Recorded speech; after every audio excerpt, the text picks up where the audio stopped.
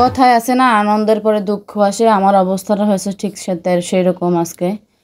Hello everyone, আসসালামু আলাইকুম। কেমন আছেন সবাই? Welcome back to my channel. আশা করি সকলে ভালো আছেন। আলহামদুলিল্লাহ, আমিও ভালো আছি। আজকে নতুন আরও একটি ভিডিও নিয়ে চলে এসেছি আপনাদের মাঝে। আমি তামান্না বলছি, চট্টগ্রাম থেকে। আজকের ভিডিওতে সেরকম কোনো রান্নাবান্না দেখাইনি, দেখাবো কি। আজকে আমি কোনো রান্নাবান্নাই করিনি। এই যে ভর্তা মাখাতে মাখাতে ভিডিওটি শুরু করেছি। আজকে দুপুরে সাধারণ মেনু, এই যে ভর্তা ভাত। এখানে আমি আলু ভর্তা, টমেটো ভর্তা করে নিয়েছি, আরও ডিম ভাজি করে নিয়েছি, আরও ডাল রান্না করেছি। এগুলাই আজকে দুপুরে সাধারণ খাবার।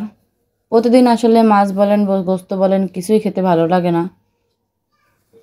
মাঝে মাঝে এরকম ভর্তা ভাত হলে ভালোই লাগে, মুখের স্বাদ পরিবর্তন হয় আর কি।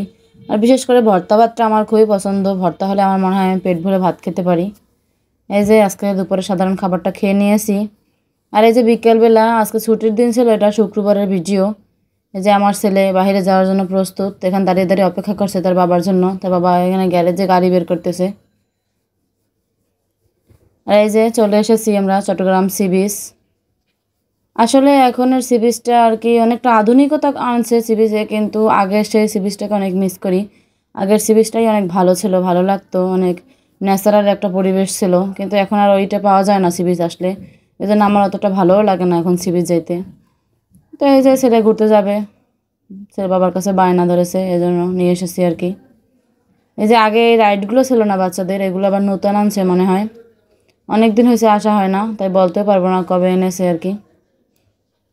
কয়েকদিন আগে ওর বাবার অফিসিয়াল প্রোগ্রামে আমরা ভয়েস লিগ গেছিলাম, কিন্তু ওইখানে আসলে ওর বয়সী বাচ্চাদের আর কি রাইডে ওঠার নিষেধ, উঠতে দেয় না, সেজন্য ওইখানে উঠতে পারিনি। আমরাও দুইটা রাইডে চড়ছিলাম, কিন্তু ও খুবই কান্নাকাটি করছিল, সেই জন্য আমরা আর কোনো রাইডে উঠিনি, ওকে উঠায় না যে, এই জন্য।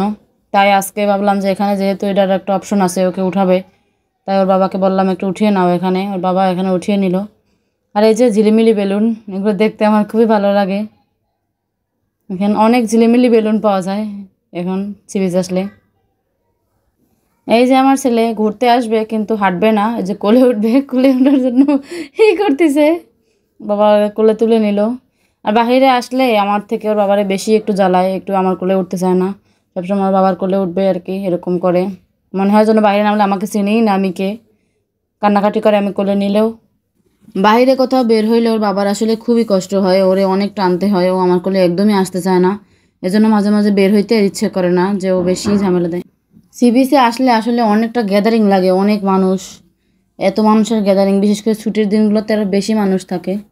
7 বছর আগে যখন চট্টগ্রাম আসছিলাম, তখনের সি বিচের একটা অন্যরকম পরিবেশ ছিল, ন্যাচারাল ন্যাচারাল ফিল আসতো তখন। কিন্তু এখন সব কিছুই আর্টিফিশিয়াল। এই যে রোড গার্ড বলেন, অনেক উন্নত হয়েছে, অনেক রোড গার্ডগুলো অনেক সুন্দর করছে আগের থেকে। কিন্তু তাও কেমন জানি মনে হয় ভালো লাগে না আমার থেকে। আগের এই ন্যাচারাল পরিবেশটাকে আমি অনেক মিস করি।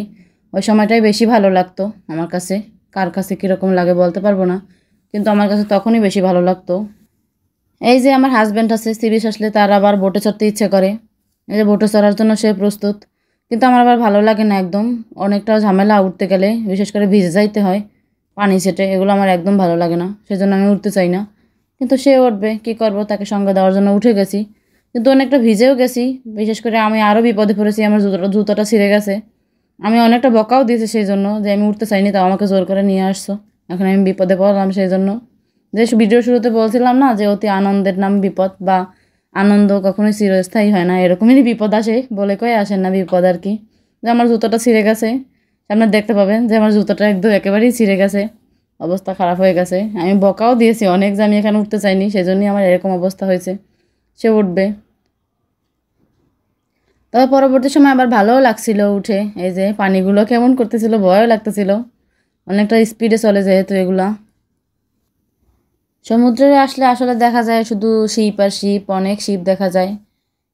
ভালো লাগে অনেক সময় পরিবেশটা দেখতে, বিশেষ করে সন্ধ্যাকালীন যখন সূর্যটা ডুবু ডুবু অবস্থায় থাকে, তখন পরিবেশটা বিশেষ করে অনেকটা ভালো লাগে দেখতে। এখন জোয়ারের সময় ছিল, কিন্তু অতটা পানির একটা স্রোত ছিল না, কম ছিল, তাই উঠা গেছে। বেশি যখন পানির স্রোত থাকে তখন আসলে ওনারা নেয় না বা এগুলো চালায় না, রিস্ক থেকে যায় তো সেই জন্য। যাক, সব মিলিয়ে ভালোই লাগলো, জুতো ছিঁড়ে গেলেও ভালো লাগলো। এই যে দেখেন আমার জুতাকে বিদায় দিয়ে দিয়েছি, জুতোর অবস্থা খারাপ হয়ে গেছে, এক পাশটা ছুটে গেছে। এখন এই যে এখানের দোকানগুলো আছে, এখান থেকে একটা জুতো নেওয়ার জন্য এসে পড়েছি, যেহেতু এখন কিছু একটা পড়তে হবে। এই জুতোটা নিয়ে নিয়েছি। এখানের দোকান থেকে আসলে কিছু কেনা মানে লস, জিনিসের তুলনায় দামটা একটু বেশিই নেয়। যাই হোক, বিপদে পড়েছি, কী করব, নিতে তো হবেই, তাই নিয়ে নিয়েছি। এখন সন্ধ্যা হয়ে গেছে, সন্ধ্যার সময় এই দোলনাগুলো আবার লাইটিং ব্যবস্থা আছে, লাইট জ্বালিয়ে দেয়, লাইটের ভালোই লাগছিল লাইটটা দেখতে। আর যে সন্ধ্যা হয়ে গেছে, অনেক ফুল ফুটেছে এখানের বাগানগুলোতে, ভালো লাগছে দেখতে। সন্ধ্যাকালীন তো, সেজন্য অতটা স্পষ্ট দেখা যাচ্ছে না বা বোঝা যাচ্ছে না, কিন্তু ভালো লাগছিল। আর যেহেতু এয়ারপোর্ট কাছাকাছি, তাই এই যে প্লেনগুলো যাচ্ছে, বেশ কয়েকটাই গিয়েছে আমরা যখন আসছি। কিন্তু বলে না, সিরিয়াস কোনো মোমেন্টে মোবাইলটা আসলে প্রস্তুত থাকে না, যখন একদম দেখে মাথার উপর থেকে যায় তখন ভিডিও ক্লিপ নেওয়ার ইচ্ছে ছিল, কিন্তু আর হয়ে ওঠেনি, মোবাইল বের করতে করতে দূরে চলে গেছে। সব কিছু মিলিয়ে ভালোই একটা দিন কাটলো আসলে, ভালোই লাগে।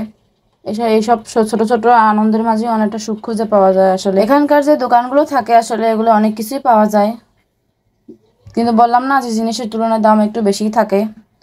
তারপরও যেহেতু এটা একটা ট্যুরিস্ট প্লেস, এখানে এসব জিনিসই থাকে, আর একটু দাম দিয়েই নিতে হয় এগুলো। তারপরও ভালো লাগে, অনেকে যখন শখ লাগে তখন নেয়, পছন্দ হইলে নেয়। আমি যেহেতু অনেকবার আসি বা আমার বাসার প্রায় কাছাকাছি, সেজন্য আর কিছু নিলাম না বিশেষ কিছু। কিন্তু আমার একটা চা ছাঁকনির খুবই প্রয়োজন ছিল, মার্কেটে যাওয়া হয় না, নেওয়া হয় না, সেজন্য এখান থেকে নিয়ে নিয়েছি। আর এই যে দেখেন, আমার পার্সোনাল ড্রাইভার সাহেব বসে গেছে গাড়ি চালানোর জন্য। বাসায় যাওয়ার উদ্দেশ্যে আমরা এখন প্রস্তুতি নিচ্ছি। কথা বলতে বলতে ভিডিওর প্রায় শেষ পর্যায়ে চলে এসেছি। দেখেন, হেলমেট পরা নিয়ে তার অনেক বায়না, সেই হেলমেট পরার জন্য সবসময় প্রস্তুত থাকে, কিন্তু এত ভারী হেলমেট আসলে বহন করতে পারে না, সেজন্য পরতে পারে না বেশিক্ষণ, খুলে দেয় একটু পরলে। কিন্তু তার খুবই ইচ্ছে লাগে এগুলো পরতে মনে চায়, পরে মাঝে মাঝে, কিন্তু পারে না সামলাইতে আর কি। তার বাবাকে কী জানি বলছিল, আমি আসলে ভুলে গেছি, সেজন্য বলতে পারলাম না। ফাঁকে আমি একটা ঝালমুড়ি খেয়েছিলাম, কি বলবো আর ঝালমুড়িটার কথা, আপনাদের সাথে যে একটু শেয়ার করবো সেটা আমার আর মনেই ছিল না। এত পরিমাণ ঝাল, আমি একটু বোম্বাই মরিচ দেওয়ার কথা বলেছিলাম নিজের থেকেই, কিন্তু খেয়ে অবস্থা খারাপ হয়ে গেছে।